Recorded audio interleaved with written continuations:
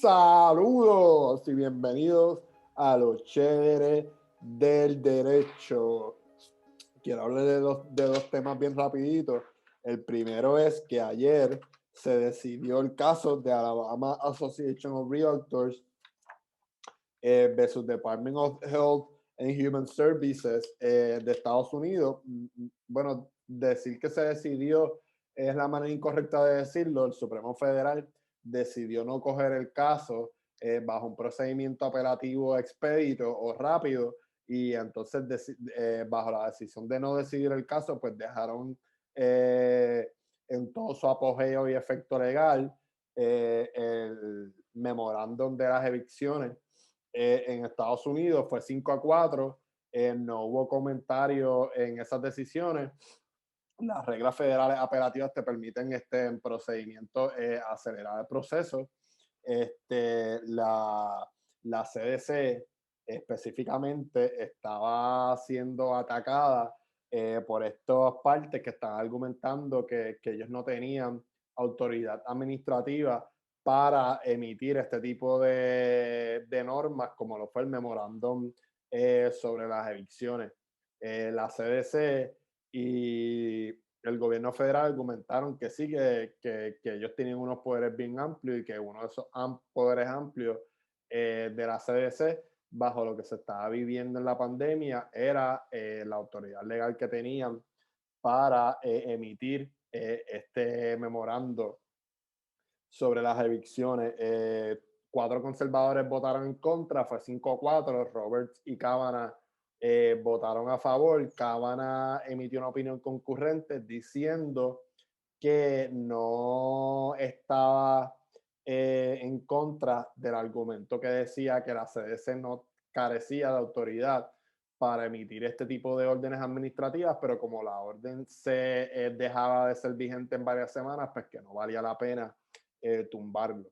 Entonces le traigo varias estadísticas del Supremo Federal, 7 opiniones en el término del 2021, este término del 2021, que mañana jueves van a salir las últimas opiniones.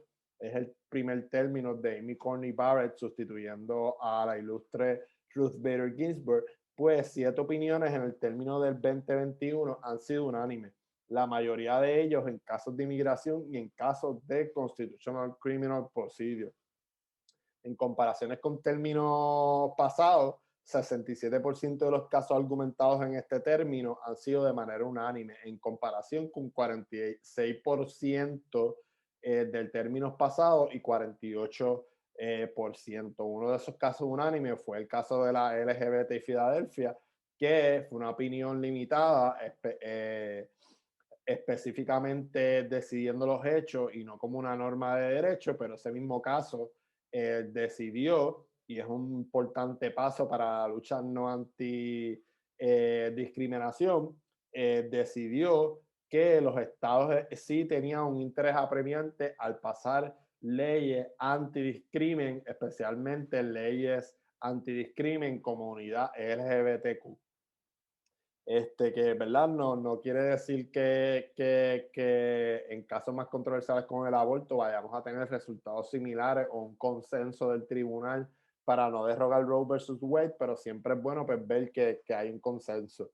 Hablando de más de estadísticas, 4 casos fueron decididos 5-4 y 7 casos fueron decididos 6-3 de manera mixta, que no fueron que las objeciones a la decisión fueron por líneas partidistas, sino que la mayoría hubo una mezcla de ideales y en las disidentes también.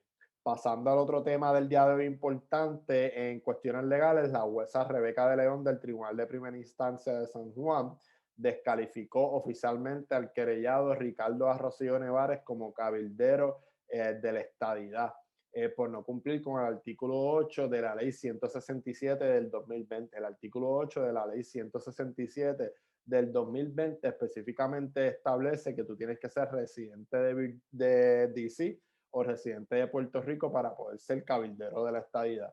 Y Rosselló, según el desfile de prueba que se hizo, es residente de Virginia, llenó para someter y sacar la licencia de conducir en Virginia, que te hace elector o estar capacitado para votar en la jurisdicción de Virginia. So que Rosselló no cumplió con lo que es el domicilio y la residencia electoral para efectos del Código Electoral y para efectos del artículo 8 de la Ley 167 del 2020. El lunes hubo una vista donde se pasó prueba sobre el respecto. Se trajo a Ramos Rosario como abogado del PNP para tapar los parchos de la abogada motorizada, ¿verdad? Que yo sigo diciendo que está allí por razones estratégicas, porque ya viola los cánones de ética al tomar casos que no tiene la capacidad intelectual para llevar a los tribunales y eso no es nada malo, no es que le esté diciendo bruta, pero no todos los abogados están capacitados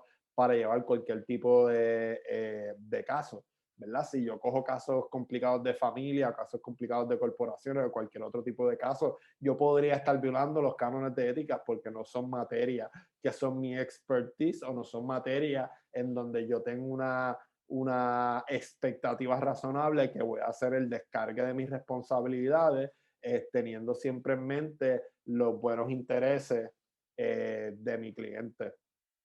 Esto probablemente lo apelen. Ramos Rosario, el licenciado Ramos Rosario hizo correctamente una oferta de prueba. Para los que no saben, en evidencia una oferta de prueba es cuando uno hace una objeción, uno adelanta que va a apelar y uno hace una oferta de prueba diciendo por qué objeta al tema en específico que se está objetando y por qué. O por qué está en contra de lo que decidió la jueza admitiendo o no y por qué, para reservar la autenticidad del récord y poder llevarlo a una apelación. Y eso es uno de los requisitos en cuanto a la prueba que te exigen las reglas de evidencia para tú poder llevar a cabo una apelación, ¿verdad? La vista se vio que Rosselló es un mentiroso compulsivo y la jueza terminó parafraseando al Tribunal Supremo un caso en donde ellos escribieron que los jueces no deben de ser tan inocentes para creerse declaraciones que nadie más se creía. En otras palabras, pues le dijo mentiroso compulsivo. Nada, quería hacer este video para hablarle de estas dos cositas. Gracias como siempre por el patrocinio. Live long and prosper. Cuídense.